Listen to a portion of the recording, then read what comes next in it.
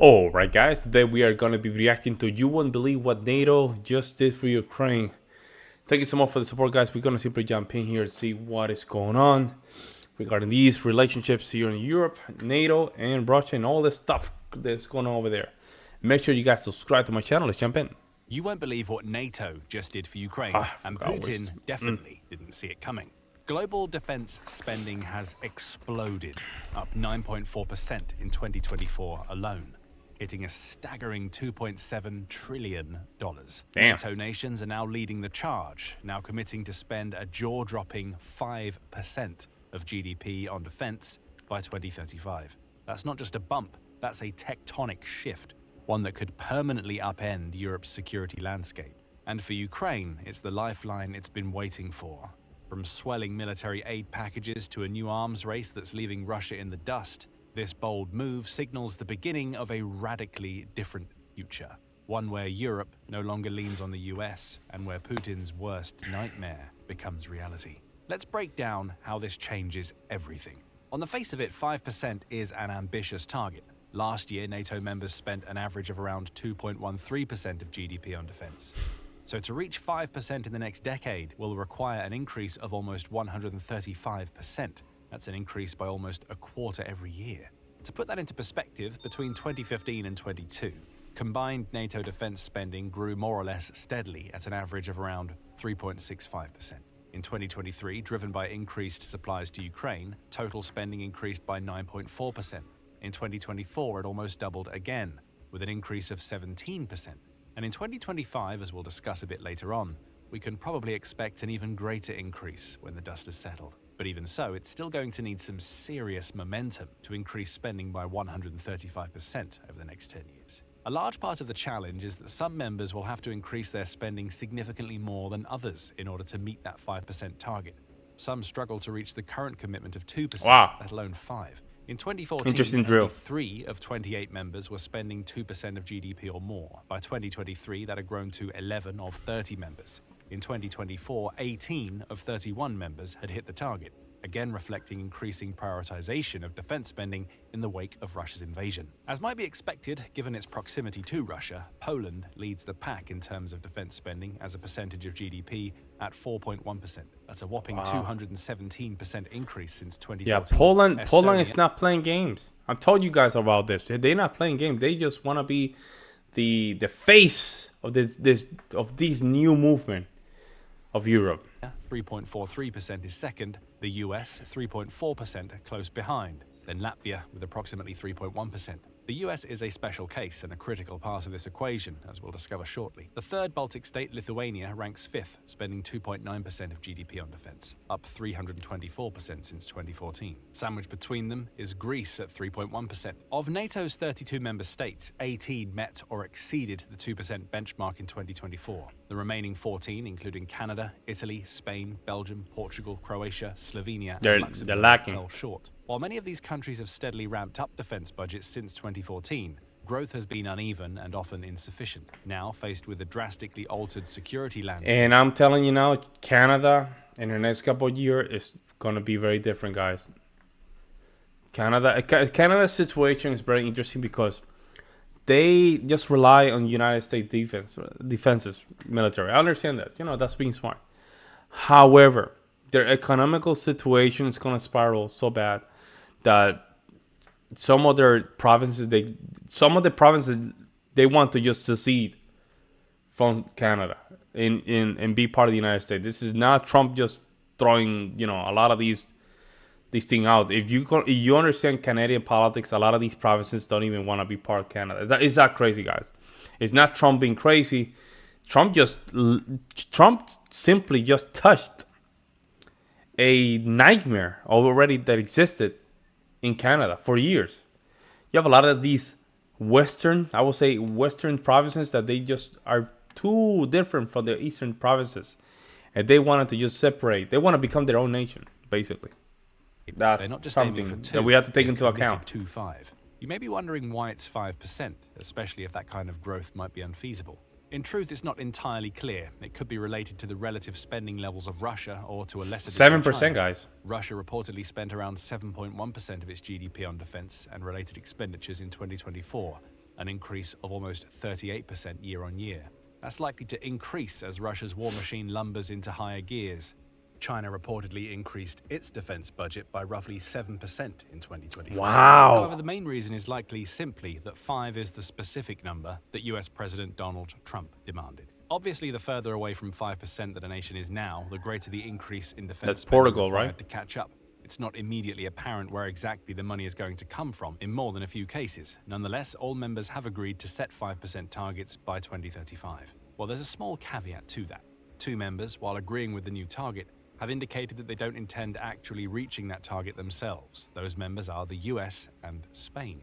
The US's role as the behemoth at the heart of NATO is in fact one of the main reasons for NATO's decision to increase defense spending so aggressively. As previously mentioned, fear of further Russian expansionism beyond Ukraine into Eastern Europe and possibly beyond is also a driving force behind the move. Multiple military and political experts have estimated Russia will be ready to invade Europe by 2029 or 2030, leaving a 4 to 5 year window to prepare adequate deterrence and defense. How are they going to be ready when they're in a current war? Am I missing something? Does Russia have some kind of resources? I react to a lot of Russian content, guys. I don't understand. How can I say this? Am I missing something here, guys? Am I missing something? Maybe Russia's become very self-sufficient. I don't know. That could be a still Take a look at our recent video. Germany warns this is the last summer of peace, which takes a thorough look at the different expert opinions on the matter. However, if that time frame of 29 to 30 is correct, defense spending would need to be bumped up sooner rather than gradually. The second reason is technological. The Russia-Ukraine war and evolving mayhem in the Middle East have demonstrated decisively that warfare has changed forever.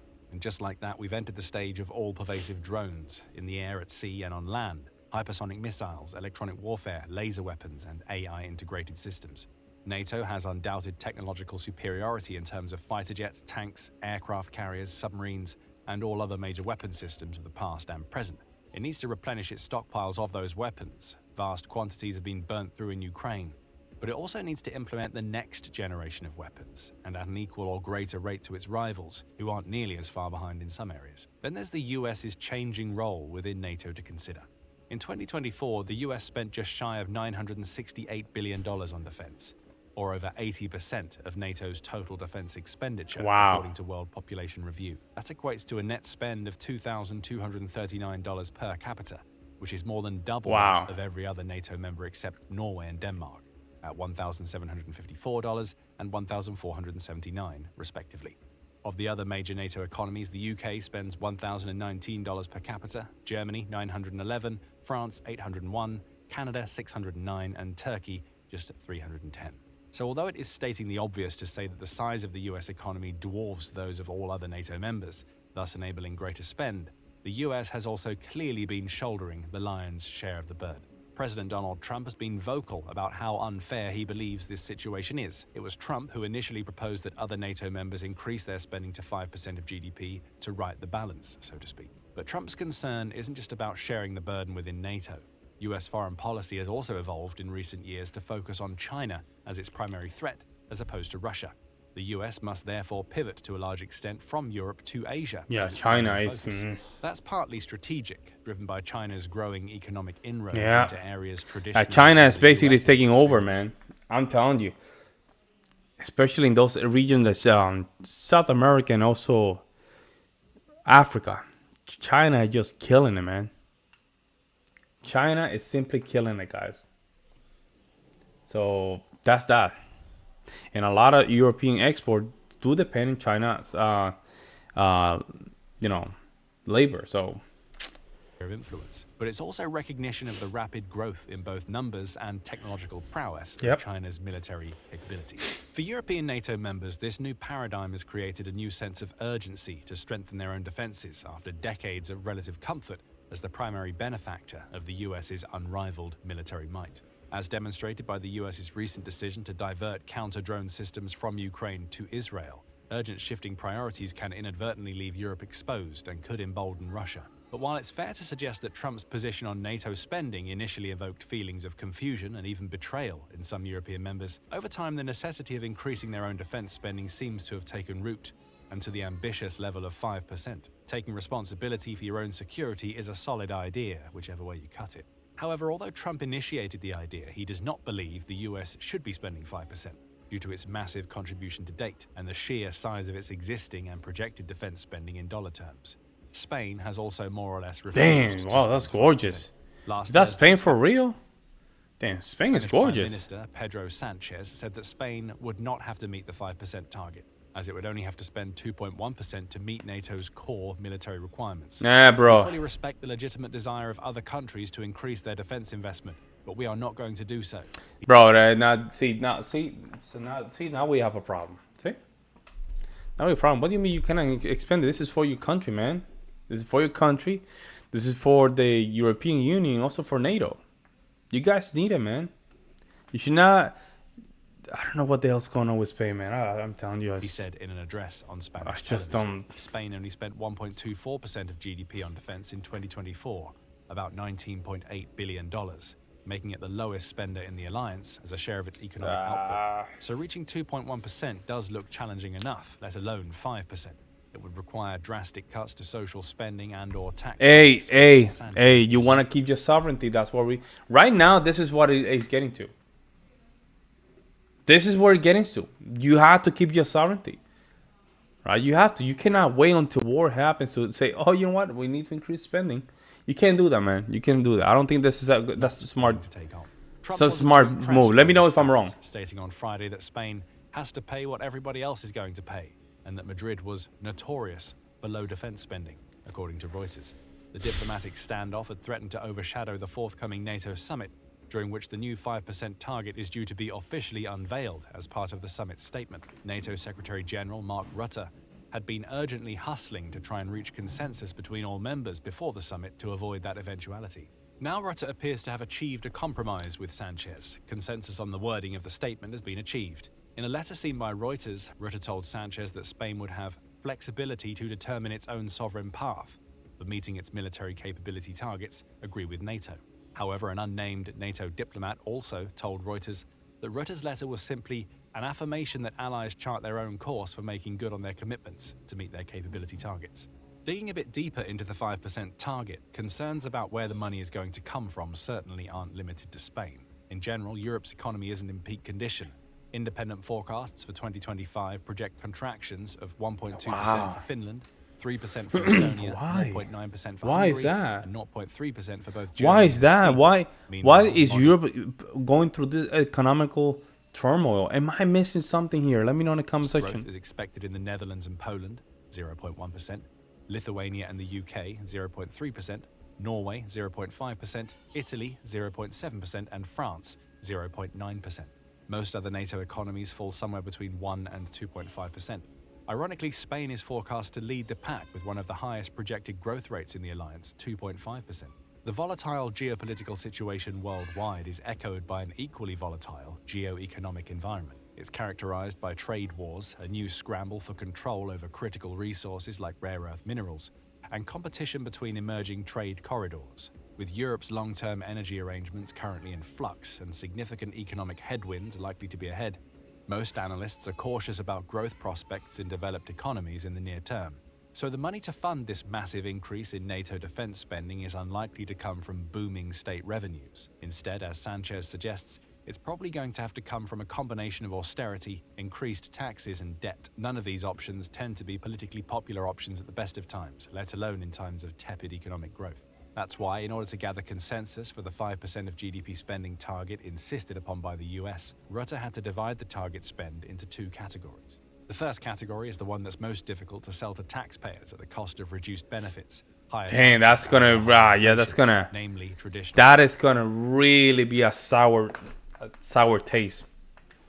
That's gonna be a real sour taste. And what happened a lot is, especially in Canada, what they do is, and this is Canada, I don't know if this is in Europe, if they cannot deal with you, they give you the anesthesia, how they call it, I forgot. It's just to make sure you say bye-bye to yourself.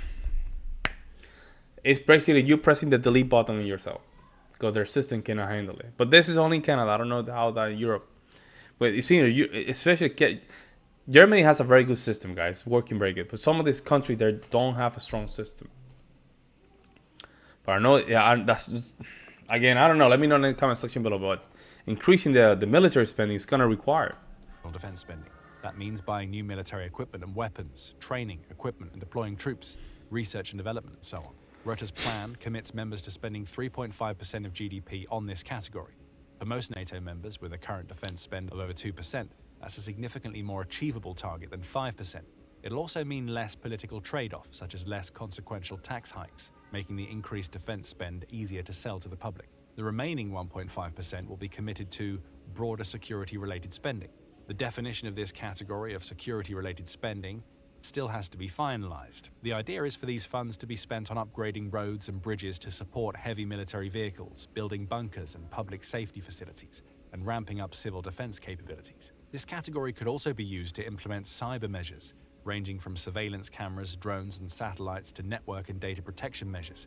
Many of these measures, such as upgraded roads and bridges, deliver public benefits well beyond their military applications, so they can be presented as something other than defense spending, making them more palatable to the public. Reportedly, during the discussions about how to make a 5% target feasible, leaders of some countries further away from Russia argued that since there is less they can do to protect Europe from an invasion, their spending in areas such as broader security should be counted toward their contributions. Rutte's security-related spending category allows them to do so, with no apparent objections to this strategy having emerged from the US thus far. Some other members raised concerns about the possibility of abuse of the definition by some countries. Countries could easily include general infrastructure projects with tenuous military use cases as part of their security-related spending. There are many types of infrastructure which are genuinely dual use, such as the power grid, railways, ports, and major roads. As we have proven earlier this year, when NATO's Dacian Spring 2025 exercises in Romania had to be cancelled because some roads hadn't been sufficiently modernized. Damn. Upgrading core infrastructure is also de facto defense spending. But the new 5% target is intended primarily for military purposes, not dual-use infrastructure. So where do you draw the line to prevent some nations bearing more of the actual military burden than others? That's why the definition of what constitutes defense spending might turn out to be an important factor in how the whole process of implementing the new commitment plays out. The Atlantic Council suggests 3 ways to expedite the process. First, establish a process or mechanism to clearly identify standards and priorities for defense-related expenditures and strengthen collective defense and societal resilience. The relatively new Joint Support and Enabling Command, or JSEC, based in Ulm, Germany, could play a key role here. It's focused on the reinforcement, enablement, and sustainment of NATO forces, so is ideally positioned to identify the infrastructure elements necessary for NATO operations, plans, and exercises. Secondly, NATO could turn the Helsinki-based European Centre of Excellence for Countering Hybrid Threats, Hybrid Co., into a formal, subordinate alliance organization. At present, it's merely affiliated with NATO, not formally part of the alliance's structure. As with the JSEC, the Hybrid Co. has the expertise necessary to help the alliance determine which resilience efforts might be appropriately labeled defense-related, particularly in the cybersphere. Finally, the alliance should consider augmenting the mission and capabilities of the NATO Science and Technology Organization, STO, so that it can play a role in identifying the technologies that will be necessary for tomorrow's battlefields. Today, the NATO STO acts as a research enabler and clearinghouse for advanced scientific knowledge, technological developments, and innovation. But NATO could better leverage it for the purposes of identifying defense technology investment priorities. We'll have to wait and see how NATO works it all out. In the meantime, the news of the NATO defense spending increase can only be seen as a shot in the arm for Ukraine. It's fair to say that in recent weeks, the US's focus has been somewhat further south than Kyiv, running diplomatic cover and support for Israel's attack on Iran, helping Israel defend itself against Iran's missile barrage retaliations, and its own daring bombing raid on Iran's main nuclear facilities have demanded the US's full attention, to say the least. The White House It's a way, but it's a way of just basically saying like we're still the boss kind of thing. You see, and we do our mission. We do our mission, and you never knew that we did our mission kind of thing. So it's a power move, I would say. No longer its priority, and the concurrent withering of arms supplies from the US to Ukraine have been a serious blow to Ukraine. The US has been by far the single biggest supplier of arms to Ukraine throughout the war, including, of course, critical tech like Patriot air defense systems. Ukraine's main European partners, Germany, the UK, France, the Baltic states, Poland, and others, have expressed their commitment to continue supporting Ukraine. They and have some to. have already matched words with actions, with substantial new military aid packages announced since the Trump administration took office. For example, Sweden allocated 1.6 billion euros, or $1.86 billion in March, and Norway allocated 670 million euros, or $770 Damn, man, that's a lot of million money, in bro. April. Record monthly figures for both. Yeah, In that's a lot total, of money. Nordic countries increased their aid by 5.8 billion euros, or $6.73 billion, between January and April 2025. The UK stepped it up as well, allocating roughly $5.2 billion so far in 2025, as did France with a contribution of around $2.55 billion. EU institutions also played a major role, allocating 12.2 billion euros, the equivalent of $14.16 billion during the same period. As a result, Europe has, for the first time since June 2022, surpassed the US in total military aid, with aid worth $83.75 billion, as compared to $75.44 billion. But the risk of not being able to adequately compensate for the US's It's a lot of military money, aid man. pullback has It's loomed a lot of money. large, regardless. At this point, much of Europe's defense spending is on US-made equipment and weapons anyway. This latest commitment from NATO members to a large increase in defense spending all but guarantees Ukraine significant funding for the foreseeable future. It's a huge morale booster for the battle-hardened but weary nation. The 5% target is due to be officially announced at the NATO summit in The Hague this week, and we will of course be analyzing the results. Well, there you have it, folks. I think, thankfully we reacted to multiple videos regarding Germany increasing their spending mechanism in all the countries, but especially Germany want to step out to the plate. Some of Germans are saying they don't want anything to do with this, but some Germans are saying, like, you know what, let's just go do it. Let's just take the bull by the horn and just let's make this thing happen. We need to have a military. A lot of countries in Europe as well. My personal opinion, and this is like somebody that is just seeing things from the outside. Yeah, some of these countries like Spain, that they don't want to step up to the plate. Like, bro, you guys need to protect your sovereignty. It's simple as that. I think it's a little lazy. That's my opinion. And I'm glad that Germany's taking it serious. A lot of these Nordic countries are taking it serious. Lithuania, Poland, they're taking it serious, man. Taking it serious. It's like, if you think about how Russia does their war thing, like how they approach war, is so different from the Westerners, man. Because these people will send their people to the front line. It doesn't matter. If they delete 50 million. It doesn't matter as long as they achieve their goal, kind of a thing. Interesting, guys. I don't know. I mean, I'm just seeing this from the perspective of the outsider. I'm not putting things into. I'm not choosing sides here. I'm just seeing this from the bleachers, right? Let me know what you guys think, guys. I will see you next one.